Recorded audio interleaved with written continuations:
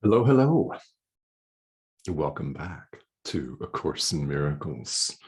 Now, I also want to extend a special welcome to those of you watching from the YouTube channel for Enlightened World Network.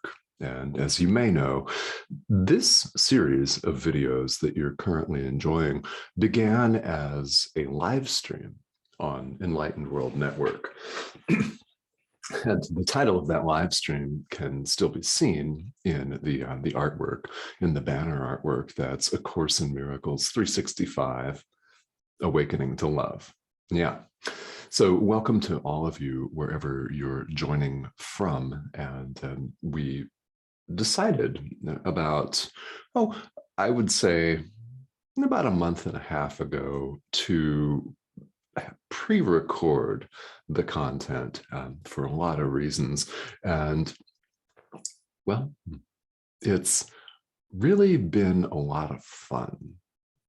In whatever format, the pre-recorded content, of course, has several advantages.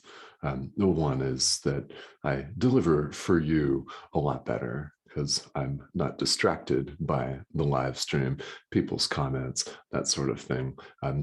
Every form of delivery has its value. Yeah.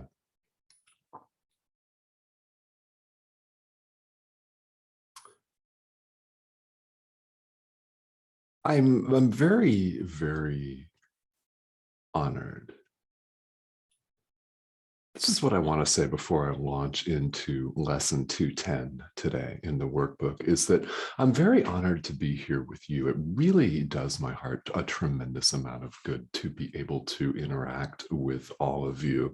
And thank you so much for watching, for subscribing, of course, and for all of the comments. And I just know, because I can feel it, that there are people out there, you may be one of them, that will never interact with me, and you don't have to, by the way, not required. Yeah. If you don't feel like sending me an email, you don't have to send me an email. However, if you want to, you can. There is tremendous value and tremendous beauty in simply showing up and teaching. For me, it is my calling to show up and to teach, is to turn on the computer, turn on the microphone, turn on the camera, put this ring light that I have. You can't see it from here, but it's what makes my face look presentable on camera, right? Turn that on and start talking to all of you. And it's a joyful experience. And I'm very grateful to you for watching from wherever you are. But beyond that, and even more importantly, I'm grateful for your practice. That's really what it's all about. There are so many YouTube videos in the world commanding our attention and clamoring for our attention. And the fact that you're paying attention to this one says a great deal to me. And I thank you for that. I thank you for your commitment to awakening, your commitment to love itself. What else? Really, literally, what else is there? Yeah. It speaks volumes about you and what you value. And it's not saying that you're not going to have bad days along the way, because we all do. Days where you're tempted to go back to an old habitual pattern. The little voice on the ego voice on your shoulder saying, yeah, aren't you more comfortable back here? Back when you were complaining that you really wanted more from life? But remember how comfy you were? Oh, remember how warm and how many nice warm blankets you had and 3 hot meals and still wanted more. Remember that? Yeah. There will be days where that voice is not only audible, but is also the only thing that we seem to hear in the moment. And this is where the workbook for students. This is where your spiritual practice comes in. It is an opportunity for you to check yourself at the door, right? To acknowledge that this little voice is talking to you and do something else. Pay attention to something else. Reach for something else.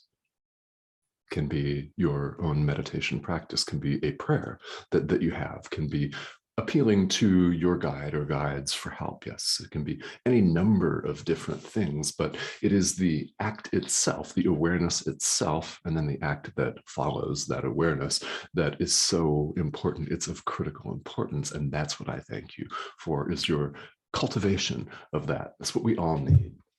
That's what these ideas are for, so that when you acknowledge that the ego is speaking to you or shouting, screaming in your ear, that you can choose something else. It's the moment-to-moment choice, isn't it? It's what I've continually said here and will continue to say. It is the decision moment to moment to choose love, to reach for a better feeling, to recognize when the ego is talking to you and choose the Holy Spirit instead. And if you want to substitute your guides for the Holy Spirit, it's really the same thing that I'm talking about here. So, yeah, I had no idea that I was going to say any of that, but I did, and I'm glad I did. So thank you. It's a long-winded thank you, but very important thank you for turning up in your life. Everyone appreciates it. Whether they say so or not, you know they do.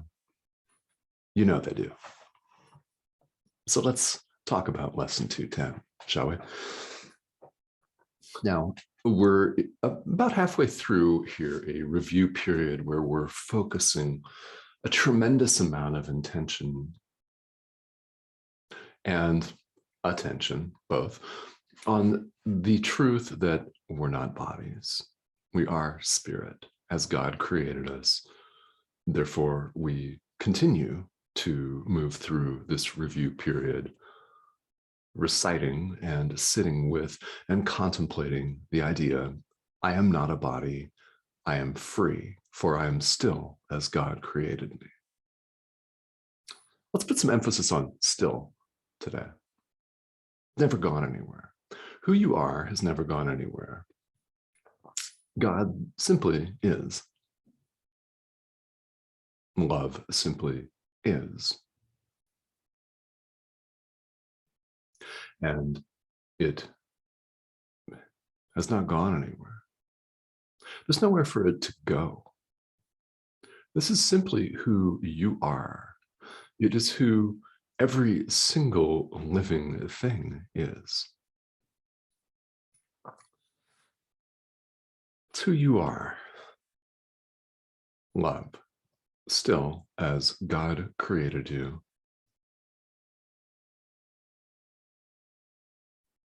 This is what you're waking up to. When A Course in Miracles talks about barriers to the awareness of love's presence, it talks about veils or a fog bank, so to speak, a thick set of clouds. These are all ephemeral. They are all ideas, thoughts that you've interposed between who you really are and who you think you are. Lesson 210 is, I choose the joy of God instead of pain. Doesn't that sound wonderful? Yeah. I choose the joy of God instead of pain. We have a choice. Love or fear. Good feelings, bad feelings. God, ego. Present moment, past. It may appear that there are trillions and trillions of different choices in the world, each apparent choice is but a choice between love or fear. That is the choice that we make in the present moment. Joy, pain, love, fear, God, ego. And the simplicity of this is quite disarming, isn't it? It can really be even shocking sometimes how simple spirituality really is. I mean, have you had this experience in your life? Have you had it be that the simple truth of who you are, the simple truth of spirituality just kind of hit you like a ton of bricks? Have you had that experience where it just kind of came and clocked you, disarmingly so, how simple it is? It is not complicated, and elaborate rituals, you may have them, and they may be beautiful. There's some gorgeous, elaborate rituals in the world. No question about that. Ultimately, truth is very, very simple. And to acknowledge that and accept that can be quite a shock to the ego. In common parlance, we'd all say, yeah, shock to the system. Well, the ego is not really your system. You've chosen it as a system. We all have chosen it as a system by identifying with it, but it's nothing. It's really nothing in the end. And there's some soul searching, so to speak, that goes along with lesson 210 always. This is, by the way, it's a review of lesson 190. In stating, I choose the joy of God instead of pain, you are implying that you have chosen pain, and you have. I mean, I've done it as well. Everyone's done it. This is not something that sits readily with the ego, clearly. Nor would you expect it to. It's not something that sits readily and clearly with the rational thinking mind that always wants to know how all of this came about and why and when. Under what precise circumstances did this occur? And it wishes to occupy all of time with a series of thoughts, of pondering, of machinations and manipulations. Oh yeah, you know that. It can be incredibly shocking to accept and acknowledge that you've chosen pain, suffering. Choose the ego, that's what the ego delivers. Suffering. One of the very interesting things about A Course in Miracles is the presentation of hell. It's not a place where there is a cloven-hoofed devil in a nice three-piece suit or an ugly bastard who looks like a goat with goat horns and a funky pointy beard, all of that, right? Hell is simply separation from God. Right here. Yeah. In the state of mind where you identify as separate from God, separate from other people, any form of separation at all is of the ego. That is hell, by definition. It's not a place. It's not a place that you go to when you die if you don't say 50 million Hail Marys in the appropriate time and with the appropriate sequence, or you don't go to the same building every Sunday at 11 o'clock, or take a bath in lukewarm water in front of people, right? It's nothing like that. It's not like that. Our natural state is joy. It is union with God. It's love. God is, and nothing else is. That's our natural state. Anything other than that is hell by definition. It's suffering, identifying with the ego, we suffer. And the commentary here in lesson 210 in the workbook says, yeah, pain's my own idea. Pain is my own idea. Yeah. Choose to be separate, experience pain. It's not a thought of God. You know, the workbook goes on to say this, and indeed that is 100% correct. It's not a thought of God. God being love can't conceive of pain.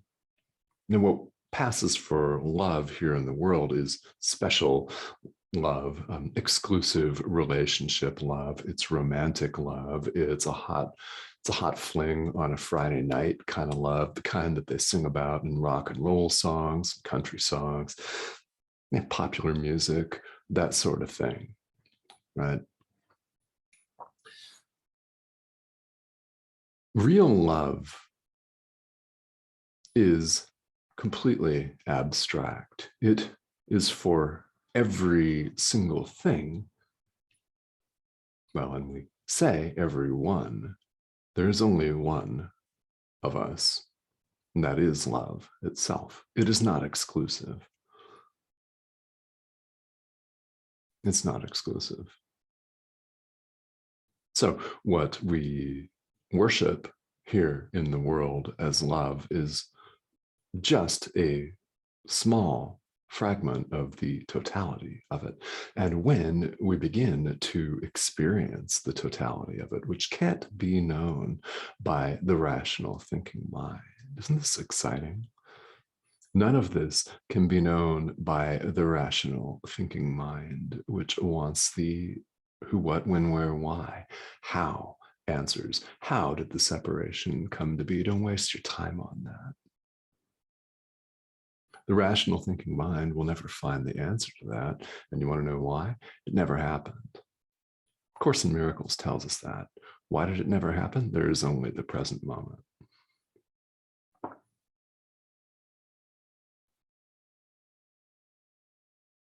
What we consider our past, we're remembering in the present moment. All the experiences that have brought you to where you are in this lifetime, you're remembering and recalling in the present moment. They're, in other words, they're part of who you are right now. There is only right now.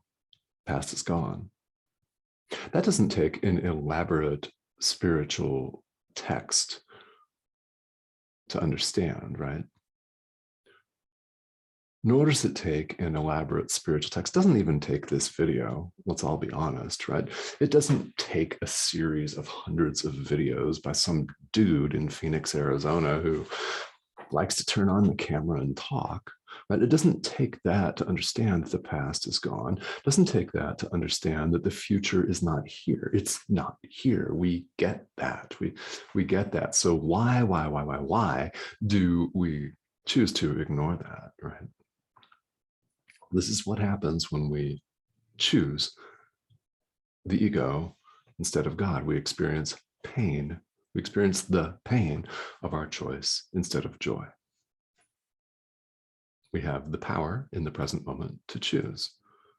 This does mean, and I hope that this is very clear, and if it's not clear, I hope it becomes clear, hopefully right now, that having chosen pain, you can choose joy. You have the power to choose. If you have chosen pain in the past and more pain, you can choose joy, joy, and more joy right now. You have the opportunity to choose, and the creative power of God goes with you. Why? And how do I know that? It is you. Love is who you are. It has always been who you are. There is only the present. If you are love right now, you'll always be love, and you have always been, because there is no past nor future.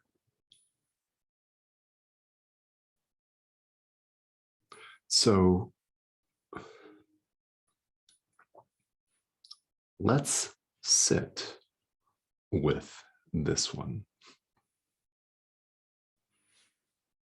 And following the suggestions for practice in the workbook for lesson 210, the practice period, as it's laid out, both begins and ends with some contemplation of the theme of this set of review exercises, that I am not a body, I am free, for I am still as God created me, and you are not a body.